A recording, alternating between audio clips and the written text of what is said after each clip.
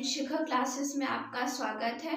ठीक है, आज का जो हमारा टॉपिक है वो सर्वोच्च न्यायालय है। ठीक है, तो मैं आपको आज सर्वोच्च न्यायालय पढ़ाऊंगी। ठीक है, तो जो न्यायपालिका होता है वो 3 स्तर पे इसको बांटा गया है।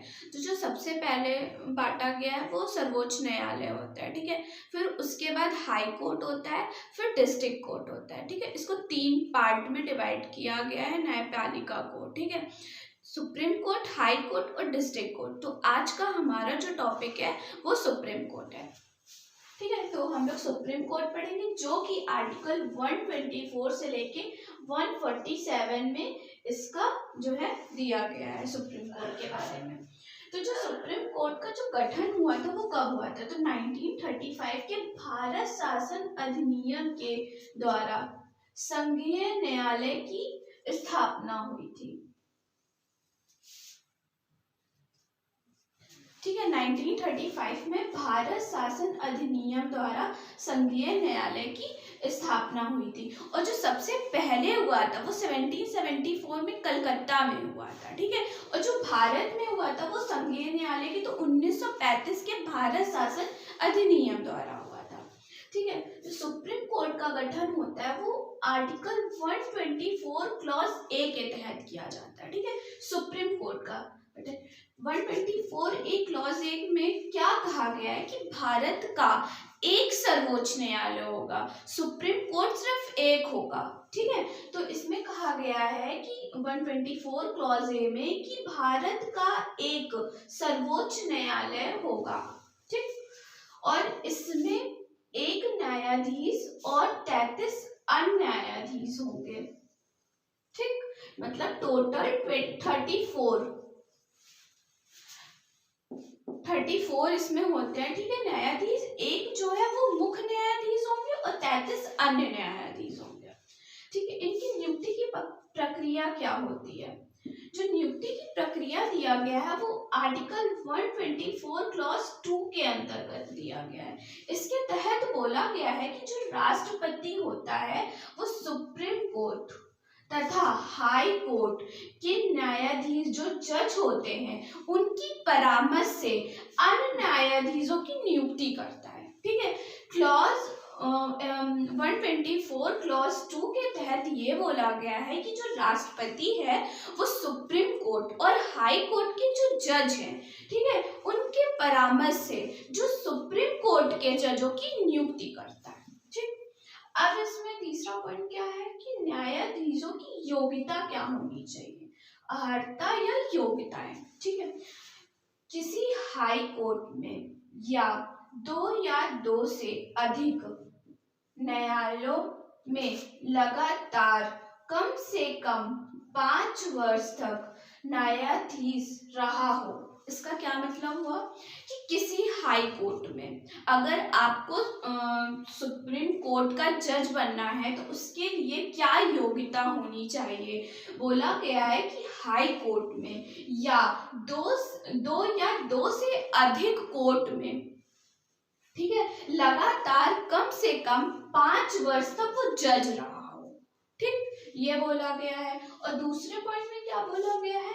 किसी हाई कोर्ट में 2 से अधिक कोर्ट में लगातार कम से कम 10 वर्ष तक अधिवक्ता रहा हो। इसमें क्या कहता है कि हाई कोर्ट में ठीक है, या 2 से अधिक कोर्ट में वो 10 वर्ष तक वकील के पद पे रहा हो, तब वो इनमें से अगर कोई भी योग्यता है तो वो सुप्रीम कोर्ट का जज बन सकता है। ठीक है, इन दोनों में से कोई ना कोई योग्यता होनी चाहिए, या तो वो हाई कोर्ट में या किसी भी कोर्ट में वो 5 वर्ष तक जज रहा हो, या हाई कोर्ट या 2 से अधिक कोर्ट में वो अधिवक्ता के पद पे रहा हो। कितने वर्षों तक? तो 10 वर्षों तक।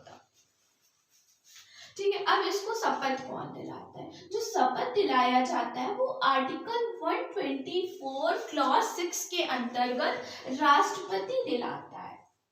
ठीक है, और किसके तहत दिलाता है? तो अनुसूची 3 के तहत इसको दिलाता है। अनुसूची 3 में शपथ की बात की गई है ना, तो उसके तहत जो है राष्ट्रपति दिलाता है सुप्रीम कोर्ट के जज को। आर्टिकल 124 क्लॉज 6 में ये कहा गया है कि अनुसूची 3 के अंतर्गत राष्ट्रपति जो है वो सुप्रीम कोर्ट के जज को नियुक्ति दिलाएगा। कार्यकाल कितना होना चाहिए? 65 वर्ष अधिकतम इनका जो है आयु तक ये जज बन सकते हैं, 65 वर्ष तक। ठीक, फिर इसकी हटाए जाने की प्रक्रिया क्या होती है? जो हटाए जाने की प्रक्रिया है वो आर्टिकल 124 क्लॉज 4 के अंतर्गत कहा गया है कि इनको हटाए जाने की प्रक्रिया का जो वर्णन किया गया है वो आर्टिकल 124 क्लॉज के अंतर्गत किया गया। फिर आर्टिकल 124(5) क्लॉज क्या कहता है कि संसद विधि द्वारा न्यायाधीशों को हटाए जाने की शक्ति है। जो संसद कानून द्वारा हटाए जाने की जो शक्ति है वो संसद को है। ठीक है, ये बात कही गई है आर्टिकल 124 क्लॉज 5 के अंतर्गत। अब वेतन भत्ते, जो वेतन भत्ते हैं वो कहा गया है आर्टिकल 125 क्लॉज ए, और इसका जो वेतन की बात की गई है वो अनुसूची 2 के तहत की गई है।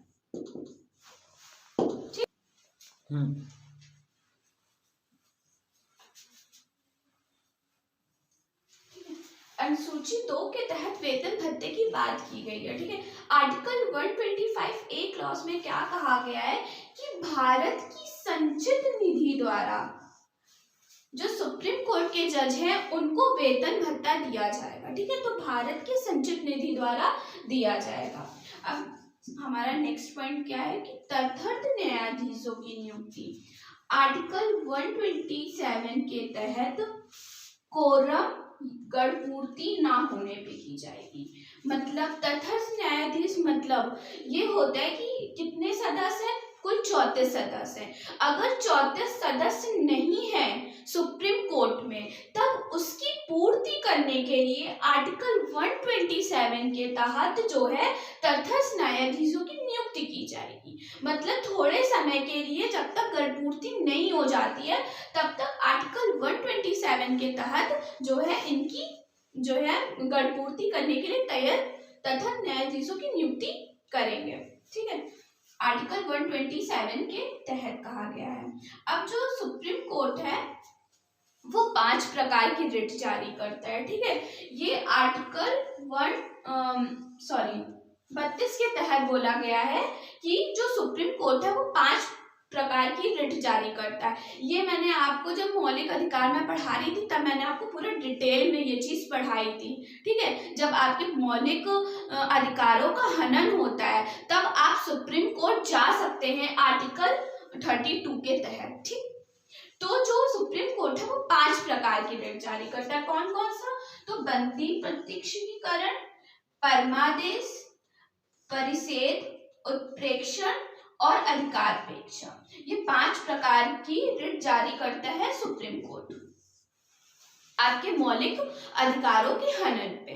ठीक, तो आज का हमारा टॉपिक यहीं खत्म होता है। अब हम लोग मिलते हैं नेक्स्ट वीडियो में। धन्यवाद।